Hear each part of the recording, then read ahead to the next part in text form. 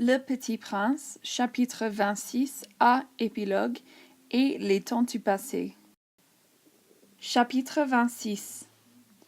Il y avait, à côté du puits, une ruine de vieux murs de pierre. Lorsque je revins de mon travail, le lendemain soir, j'aperçus de loin mon petit prince assis là-haut, les jambes pendantes, et je l'entendis qui parlait. « Tu ne t'en souviens donc pas ?» disait-il. « Ce n'est pas tout à fait ici. » Une autre voix lui répondit sans doute, puisqu'il répliqua « Si, si, c'est bien le jour, mais ce n'est pas ici l'endroit. » Je poursuivis ma marche vers le mur. Je n'y voyais ni entendais toujours personne. Pourtant, le petit prince répliqua de nouveau « Bien sûr, tu verras où commence ma trace dans le sable. Tu n'as qu'à m'y attendre. J'y serai cette nuit. » J'étais à 20 mètres du mur et je ne voyais toujours rien. Le petit prince dit encore, après un silence, « Tu as du bon venin? Tu es sûr de ne pas me faire souffrir longtemps? » Je fis halte, le cœur serré, mais je ne comprenais toujours pas. « Maintenant va-t'en, dit-il, je veux redescendre. » Alors j'abaissai moi-même les yeux vers le pied du mur, et je fis un bond. Il était là, dressé vers le petit prince, un de ces serpents jaunes qui vous exécutent en 30 secondes. Tout en fouillant ma poche pour en tirer mon revolver, je pris le pas de course, mais au bruit que je fis, le serpent se laissa doucement couler dans le sable, comme un jet d'eau qui meurt, et, sans trop se presser, se faufila entre les pierres avec un léger bruit de métal. Je parvins au mur juste au temps pour y recevoir dans les bras mon petit bonhomme de prince, pâle comme la neige. « Quelle est cette histoire-là? Tu parles maintenant avec les serpents? » J'avais défait son éternel cache-nez d'or. Je lui avais mouillé les tempes et l'avais fait boire. Et maintenant je n'osais plus rien lui demander.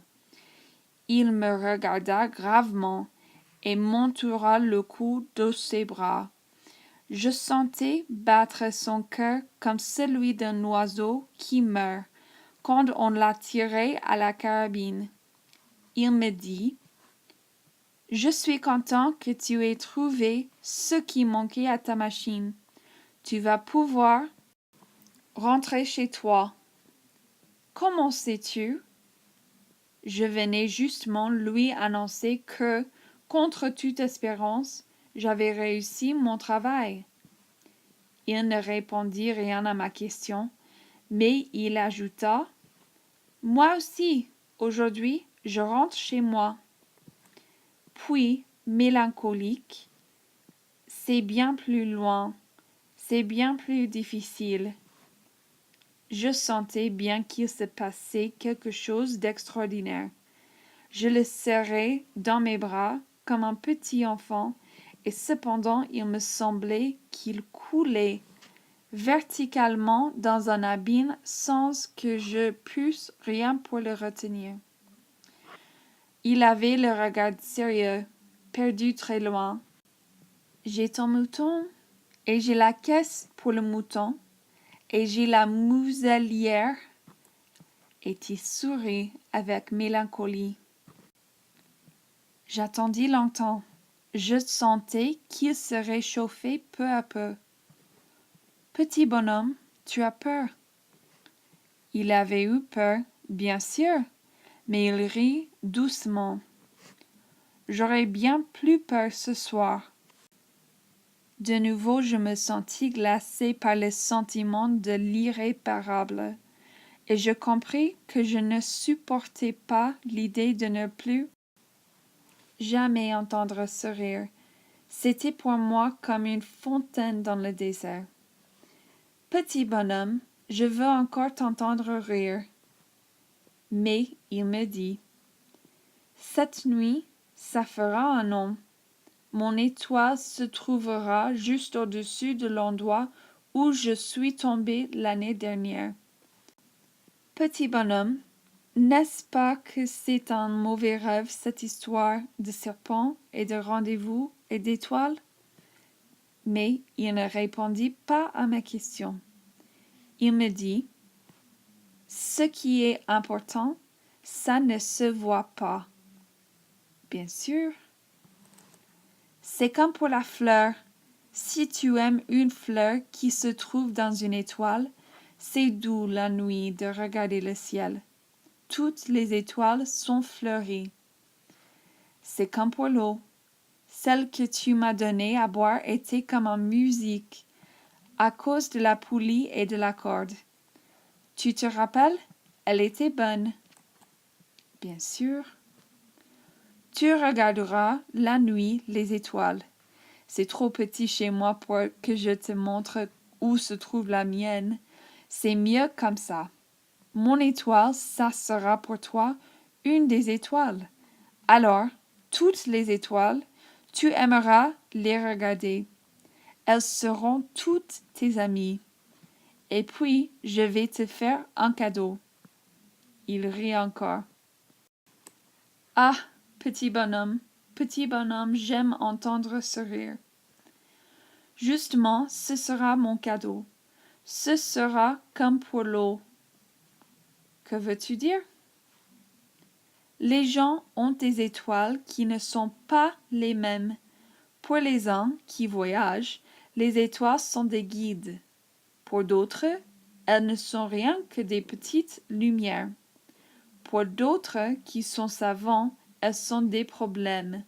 Pour mon businessman, elles étaient de l'or. Mais toutes ces étoiles-là, elles se taisent. Toi, tu auras des étoiles comme personne n'en a. Que veux-tu dire? Quand tu regarderas le ciel la nuit, puisque j'habiterai dans l'une d'elles, puisque je rirai dans l'une d'elles, alors ce sera pour toi comme si riaient toutes les étoiles. Tu auras, toi, des étoiles qui savent rire. Et il rit encore. Et quand tu seras consolé, on se console toujours, tu seras content de m'avoir connu. Tu seras toujours mon ami. Tu auras envie de rire avec moi. Et tu ouvriras parfois ta fenêtre comme ça pour le plaisir. Et tes amis seront bien étonnés de te voir rire en regardant le ciel. Alors, tu leur diras, oui, les étoiles, ça me fait toujours rire. Et ils te croiront fou. Je t'aurais joué un bien vilain tour. Et il rit encore.